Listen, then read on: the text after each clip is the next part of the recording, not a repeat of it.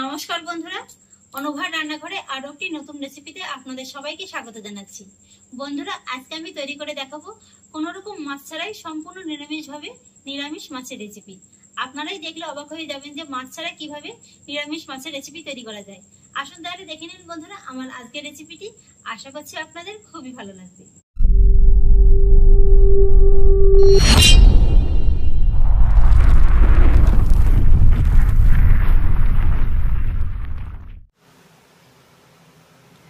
বন্ধুরা, আজকের এই রেসিপিটির জন্য এখানে দেখুন আমি নিয়েছি একটু ছোট সাইজের 5টি বেগুন।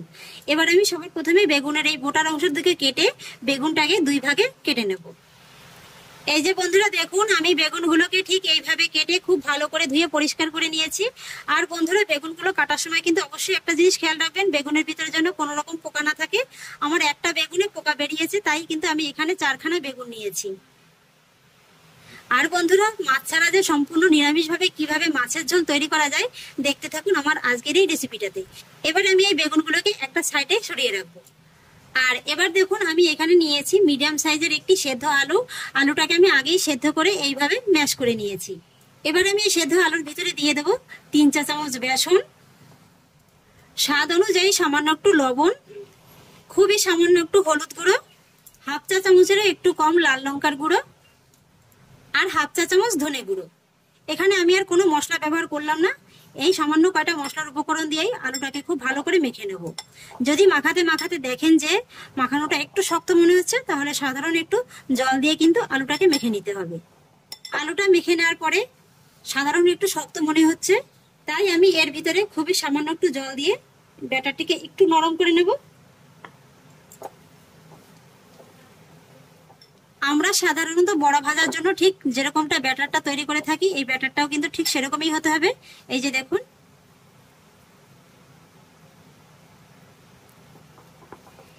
এবার আমি মেখে নেওয়া আলুটাকেও একটা সাইডে সরিয়ে রাখবো। আর এবার আমি আবারও বেগুনের প্লেটটাকে নিয়ে নিয়েছি। আর এবার বেগুনটাকে কেটে আমি সুন্দর একটা মাছের শেপ দিয়ে নেব। আর সেই জন্য দেখুন আমি এখানে নিয়েছি একটি খোসা ছাড়ানোর পিলার। এই ধরনের পিলার যদি না থাকে তাহলে আপনারা কিন্তু এই ধরনের পাতলা চাকু দিয়েও কেটে নিতে পারেন। একটু খেয়াল করে দেখুন, আমি কিন্তু বোটার দিক দিয়ে ধরছি না, এই যে নিচের অংশটা দিয়ে ধরছি। শুধু এইভাবে ধরে একটু ঘুরিয়ে নিলেই কিন্তু খুব সহজেই একেবারে কাটা হয়ে যাবে।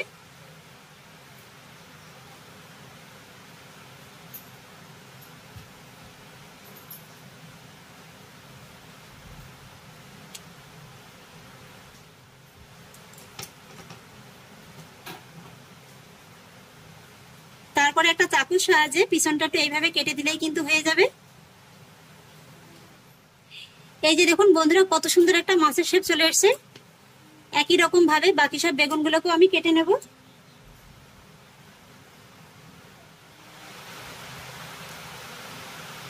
এই যে দেখুন বন্ধুরা, আরো একটি কত সহজে তৈরি করে নিলাম।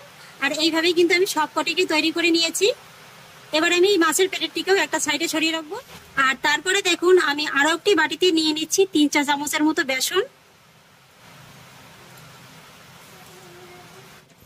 আর বেসনের ভিতরে দিয়ে দিচ্ছি সামান্য একটু লবণ, আর সুন্দর একটা কালারের জন্য সামান্য একটু হলুদ গুঁড়ো। এবার বেসনের ভিতরে অল্প একটু জল দিয়ে আমি একটি পাতলা ব্যাটার তৈরি করে নেব।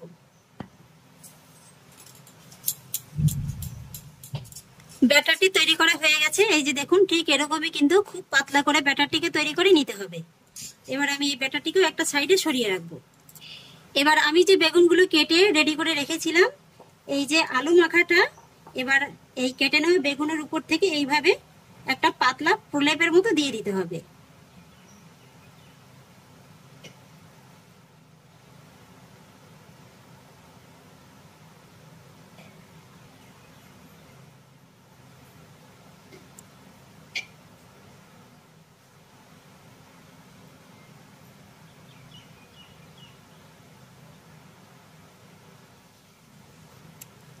এই যে দেখুন বন্ধুরা, একটা কত সুন্দর ভাবে তৈরি করে নিলাম।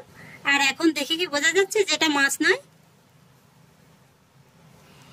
একই রকম ভাবে বাকি সব বেগুনগুলোকেও তৈরি করে নেব। এই যে দেখুন বন্ধুরা, একই রকম ভাবে আমি সবকটি মাছের শেপটা দিয়ে নিয়েছি। কি বন্ধুরা, এখন কি দেখে আর বোঝা যাচ্ছে যে এগুলো শুধুমাত্র বেগুন, মাছ নয়? আপনি রান্না করার সময় যদি আপনার কাছে বাড়ির লোক না থাকে তাহলে কিন্তু ওরা বুঝতেই পারবে না যে এগুলো সত্যিকারের মাছ নয়। খাওয়ার পরেই কিন্তু বুঝতে পারবে, দেখে তো একদমই বুঝতে পারবে না। আর এবার বন্ধুরা রেসিপিটি রান্না করার জন্য আমি একটি মশলা তৈরি করে নেব। আমি যেহেতু সম্পূর্ণ নিরামিষভাবে করছি তাই এখানে কিন্তু কোনো পেঁয়াজ রসুনের ব্যবহারটা করছি না। আপনারা চাইলে কিন্তু এখানে পেঁয়াজ রসুনের ব্যবহারটা করতে পারেন। তাই শুরুতেই দেখুন আমি মিক্সিং জারের ভিতরে দিয়েছি অর্ধেক মুঠোর মতো কাঁচা চীনাবাদাম। চীনাবাদামটাকে আমি 1 ঘন্টা আগে ভিজিয়ে এই খোসাটাকে ছাড়িয়ে নিয়েছি। সেই সঙ্গে বাদামের ভিতরে দিয়ে দেবো 10-12টির মতো গোলমরিচ, 1 চা চামচের মতো গোটা জিরে আর 3 টেবিল চামচের মতো সাদা সরিষাটা। আপনারা এখানে সাদা সরিষার পরিবর্তে কালো সরিষাটাও ব্যবহার করতে পারেন। মশলাটা পেস্ট করে নেওয়ার জন্য সামান্য একটু লবণ দিয়ে দেব আর দিয়ে দেব জল।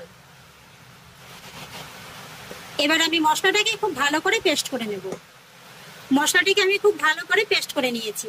আর বন্ধুরা আমাদের এদিকে প্রত্যেক দিনই প্রচুর পরিমাণে বৃষ্টি হয়। আজকেও দেখুন সকাল দিয়ে টিপ টিপ করে বর্ষা পড়েই যাচ্ছে, সেই আওয়াজটাই কিন্তু আপনারা পাচ্ছেন। এবার আমি তৈরি করে মশলাটাও একটা সাইডে সরিয়ে রাখবো। আর এবার দেখুন আমি যে বেসনের ব্যাটারটা তৈরি করে রেখেছিলাম সেই বেসনের ব্যাটারের ভিতরে এই যে তৈরি করে নেওয়া বেগুনের মাছগুলো এইভাবে একটু কোট করে নেব।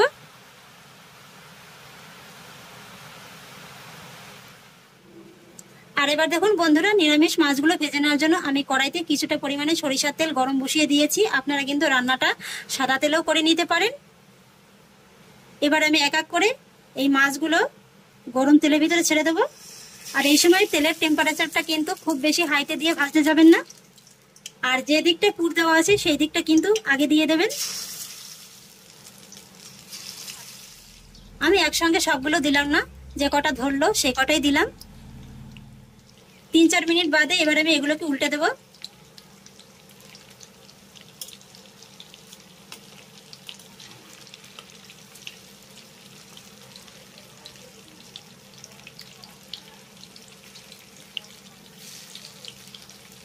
এই যে দেখুন বন্ধুরা কত সুন্দর একটা কিন্তু কালার চলে এসছে।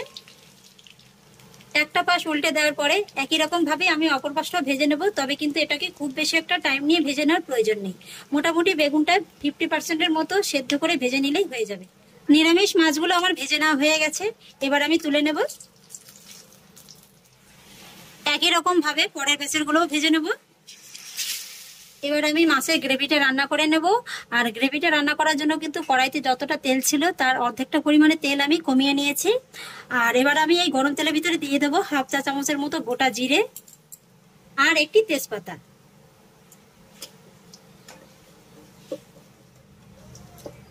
ফোড়নগুলো খুব সুন্দর করে ভাজা হয়ে গেছে। আর এবার আমি এই ফোড়নের ভিতরে দিয়ে দেবো তৈরি করে রাখা মশলাটা। সেই সঙ্গে দিয়ে দেবো মিক্সির বাটি ধোয়া জল সামান্য একটু, যেহেতু মিক্সচারের গায়ে অনেকটা পরিমাণে লেগেছিল। আর এবার আমি এই মশলার ভিতরে দিয়ে দেবো 1/2 চা চামচের মতো হলুদ গুঁড়ো, 1/2 চা চামচ ধনে গুঁড়ো, 1/2 চা চামচ লাল লঙ্কার গুঁড়ো আর 1/2 চা চামচ কাশ্মীরি লঙ্কার গুঁড়ো। এবার আমি এই সমস্ত মশলাগুলোকে খুব ভালো করে কষিয়ে নেব। মিডিয়াম আঁচে এইভাবে অনবরত নেড়েচেড়ে আমি মশলাটিকে প্রায় 4 থেকে 5 মিনিটের মতো সময় নিয়ে কষিয়ে নিয়েছি।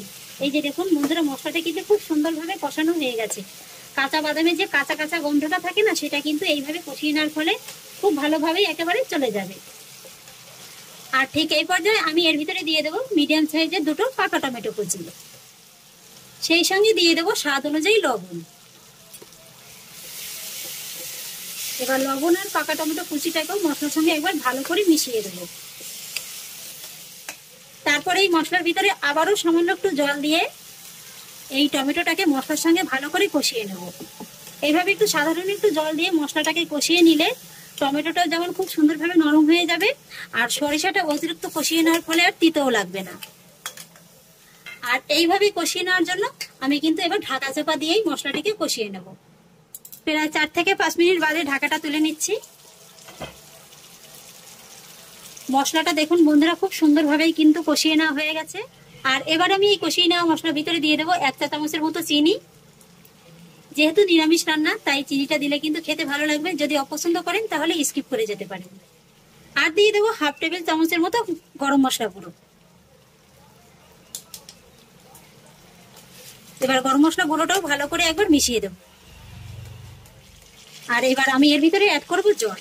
জলের পরিমাণটা খুব বেশি হবে না, এই রান্নাটা কিন্তু একটু গামাখো গামাখো হবে, যেহেতু বেগুনটা আগেই 50% মতো সেদ্ধ করে নেওয়া আছে, তাই জলটা কিন্তু খুব বেশি দেওয়ার প্রয়োজন নেই। আমি এখানে মোটামুটি হাফ কাপের মতো জলটা ব্যবহার করলাম। আর এবার একবার ঢাকা চাপা দিয়ে এই গ্রেভিটাকে শুধু জাস্ট একবার ফুটিয়ে নিতে হবে। ঢাকাটা তুলে নিচ্ছি, গ্রেভিটা ভালোভাবে ফুটে গেছে। আর এবার আমি ভেজে নেওয়া এই নিরামিষ মাছগুলো এই গ্রেভির ভিতরে দিয়ে দেবো। তবে খেয়াল রাখবেন যে দিকটায় আলুর পুরটা দেওয়া আছে সেই দিকটা কিন্তু উপরের দিকে দিতে হবে। মাছগুলো সব দিয়ে দেওয়ার পরে এবার আমি এর ভিতরে অ্যাড করবো সামান্য একটু ধনেপাতা কুচি। তারপরে ঢাকা চাপা দিয়ে মিডিয়াম আঁচে আমি এটাকে 3 থেকে 4 মিনিটের মতো রান্না করে নেব। রান্না করতে কিন্তু বন্ধুরা খুব বেশি সময় লাগবে না, 3 থেকে 4 মিনিটের ভিতরে কিন্তু রান্নাটা হয়ে যাবে। এবার আবার ঢাকাটা তুলে নিচ্ছি। এই যে বন্ধুরা রান্নাটা কিন্তু আমার প্রায় কমপ্লিট। তবে 3-4 মিনিটের ফাঁকে কিন্তু আমি ঢাকাটা তুলে একবার দুইবার একটু নেড়ে চেড়ে দিয়েছিলাম, যেহেতু এর ভিতরে বাদামটা দেওয়া আছে তাই কিন্তু খুব সহজেই নিচ থেকে ধরে যাওয়ার একটা ভয় আছে। এবার শুধু আমি এর ভিতরে সবশেষে দিয়ে দেবো হাফ টেবিল চামচের মতো ঘি। যেহেতু নিরামিষ রান্না তাই শেষের দিকে একটু ঘিটা দিলে খেতে ভালো লাগে, তবে অপছন্দ করলে বা হাতের কাছে না থাকলে না দিলেও কিন্তু কোনো অসুবিধা নেই। ঘিটা দেওয়ার পরে আমি গ্যাসের ফ্লেমটাকে অফ করে দিলাম। আর তারপর এইভাবে ঢাকা চাপা দিয়ে আমি 2 থেকে 3 মিনিটের মতো রেখে দেব। 3 মিনিট বাদে এবার ঢাকাটা তুলে আপনাদের দেখিয়ে দিচ্ছি। এই যে বন্ধুরা দেখে কি বুঝতে পারছেন যে এটা কোনো রকমের কোনো মাছ নয়, শুধুমাত্র বেগুন দিয়েই তৈরি। দেখতে কিন্তু অসম্ভব সুন্দর লাগছে, একেবারে মাছের মতোই কিন্তু দেখতে লাগছে। আর এই মাছগুলো দেখুন বন্ধুরা একদম কিন্তু কোনো রকম ভাবে ভেঙেও যায়নি, ঘেটেও যায়নি, একই রকম আছে, অথচ আবার খুব সুন্দরভাবেই কিন্তু সুসেদ্ধ হয়ে গেছে। এবার আমি এই মাছগুলোকে অন্য একটি জায়গায় নামিয়ে নেব। এই যে বন্ধুরা নিরামিষ মাছের রেসিপি একেবারে কমপ্লিট, আমি একটি পাত্রে তুলে নিয়েছি। আশা করছি বন্ধুরা আমার আজকের এই রেসিপিটি আপনাদেরও খুব ভালো লেগেছে। যদি ভালো লেগে থাকে তাহলে আমাকে অবশ্যই একটা লাইক এবং কমেন্ট করবেন, সেই সঙ্গে বন্ধুদের সঙ্গে শেয়ার করবেন। আর প্লিজ বন্ধুরা যদি আমার পরিবারের নতুন সদস্য হয়ে থাকেন তাহলে একটা সাবস্ক্রাইব করে পাশে থাকা বেল আইকনটি প্রেস করে দেবেন। ফিরে আসছি এরকমই পরের অন্য কোনো নতুন রেসিপি নিয়ে। সবাই ভালো থাকুন, সুস্থ থাকুন, ধন্যবাদ।